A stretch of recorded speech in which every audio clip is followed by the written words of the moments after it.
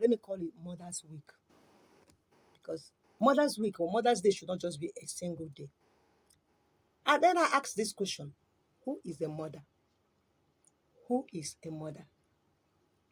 A mother for me, a mother for me is not only one that have carried a child in her womb and have gone through labor and put to bed. No, no, no, no. That's not just a mother. That's part of. She's also a mother. I'm not saying she's not a mother. She's also a mother, but she is not the only one that is a mother. You can actually be a mother without having been pregnant, having your own biological child or children, but you are a mother because you have mother's heart. A mother is somebody that is so special, so unique. Interestingly, we celebrate this Mother's Day, Mother's Day, Mother's Day. If it's only that day you honor your mother, then you are making a mistake. Because, like I say, Mother's Day should be celebrated every day. A mother is somebody who has an open, her heart is so open, so big, that she can take so many shots, so many things. And let me say it again. I've said that a mother is not just that person that was pregnant and put to bed, have her own biological child. You could be somebody who have never been pregnant before, but she has a mother's heart. She has people that she's mothering. That's why sometimes we call people mother in Israel. Mother in Israel. That's why we call a lot of people that are not our biological mothers. We call people mommy. She's not your mommy because she carried you for 9 months, but there's something that makes her your mommy.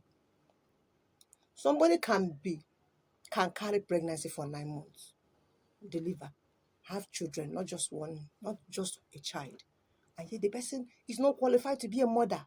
Yes, and you say, why is this woman talking this kind of thing? Yes, there are women over there now. There are people, a lot of them. They have kids here and there. They don't know where their kids are. They're alive or they're enjoying life. They're somewhere enjoying life. They have children, but they don't know where their children are. They don't even know. They're not concerned. They're not bothered. Then you call them mothers. They are not mothers. No, they are not qualified to be a mother. They are not qualified to be called mother. Yes, God has given them. God has made them to be. God created them to be mother because they have gone through the process of motherhood, but they rejected it. So the fact that you've been pregnant, the fact that you have children, and you don't know where your children are, you don't care about them, you're enjoying life, you're flexing, and then you call yourself. So when it's time for Mother's Day celebration, you want those kids to celebrate you. If they do, they're just doing it for just maybe because of their friend, maybe because their friends are posting Mother's Day pictures and all those things. They're like, let me just post. Sometimes they won't even post. Days are gone. Because in Africa, as we are fond of saying this, when a child grows, she will know who is her mother. When a child grows, she or he will know who is her father. If you want to be a mother, or if you want to be qualified to be called a mother, and you want to be celebrated as a mother, you want to enjoy the joy of motherhoodness. Motherhoodness is a very sweet thing. Very sweet thing. There's this thing I do that I want to promote. I like promoting joyful motherhood, because motherhood should not be a thing of pain. Like I said, there are characters as a mother that you need. There are characters, things that qualifies you to be called a mother and be celebrated as a mother. As we were talking about motherhood, I just remember this young lady that we have been celebrating. Even though I don't know if she has her own biological child, but I believe from what she did yesterday, what she has been able to achieve, she has entered into Guinness Book of World Record as the longest time standing cook. That's Hilda. Everybody has been celebrating Hilda. Even if she doesn't have her own child, with what she's going to get now, you see some people will take her as their own mother. And then she's going to drop something in their life for her to be qualified as those people's mother. What are the character? What are things that can make a woman a good mother? Having said that, just carrying a child, carrying pregnancy, delivering a child does not make you to be qualified to be called a mother, even when you don't know anything about that child. What are those things that makes you a good mother, a healthy mother? What are those character?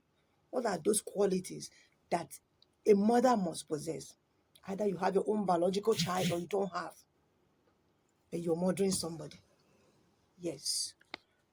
A mother must be loving. A mother must be loving. What does it mean for a mother to be loving? First, you must have the love of Christ in you. Because for you to understand love, you must love God. You must understand the love of Christ. You must love your children. Remember, when we say children, we are not talking only about those ones that you put to bed, but about those that your house help, those people around you. They're your children. You want your house help. Some people get another say you want your house help to call you mommy. And you always, the kind of love you have, you give her soured food, you maltreat her, and you say you're her mother. How now? If you want to be her mother, if you want to be like her mother, mother her, you show her love.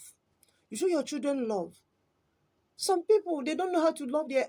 See, loving a child is very important. Either your biological or a child that is staying around you, or somebody that is looking up to you as a mother. Love is important because love will help you if you to tolerate a lot of things. Love will help you to understand your child or your children better.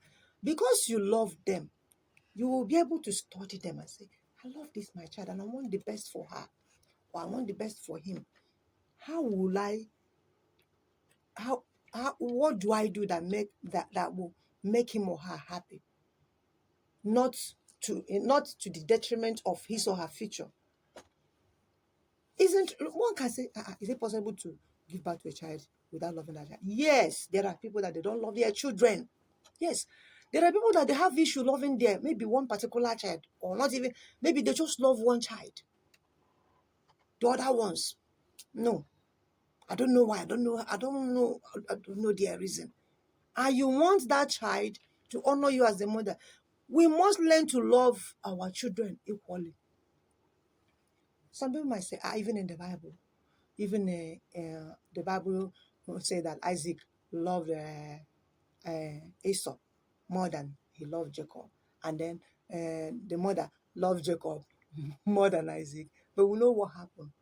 So we should love our children for us to become mothers. We should have love, that deep love. When I say love, I mean an unconditional love.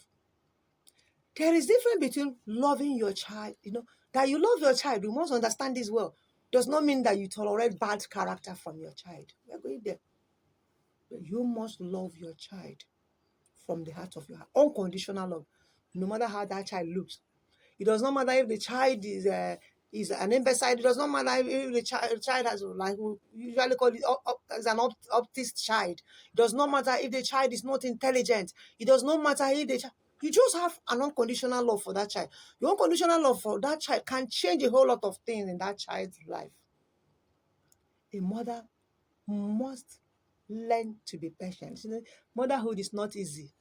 You're mothering your children, in fact, you're mothering your husband too, self, for those that are married. So it's not, you need patience. These children, sometimes they make you go mad as if you're running mad because you're like, I have been talking, I've been saying this, and you're still... You need patience. You need patience. Sometimes you want to get married. You're going to get married to a strange family. A family you don't know their history. You don't know their character. You don't know what they have inherited. And then you marry into that family. And then here you comes, you're having children in that family. And then the children are exhibiting the same character, which is different from where you're coming from. You need to be patient. You need to love them and be patient and see how you can work out things together. You need to understand. It's not easy. Sometimes you women, when you get, there are things that children can do. They irritate you. You get annoyed. You get annoyed. You get so offended. You just behave. You're like, some go to the extent of telling a child, I regret giving birth to you. Never you say that to your child, to anybody, or your parents should regret having you. No. We must learn to control our anger. It's a problem too, you know. It's a whole lot of problem. Impatience that we have with our kids. We have sent these children to school. They're in school. They mix up with different people from different ethnicity, people from different families, different background. And sometimes you see them coming back home exhibiting some of those characters you never saw them exhibited before they went to school.